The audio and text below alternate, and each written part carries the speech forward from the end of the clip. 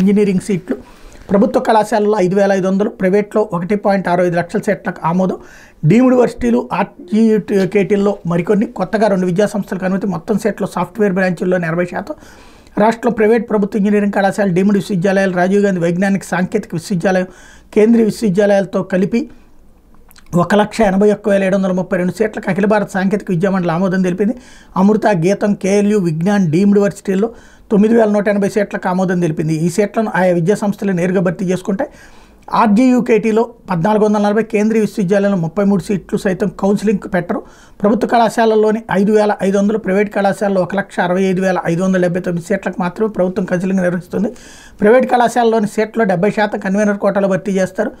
మిగతా 30% యాజమాన్య కోటాలు కేటాయిస్తారు.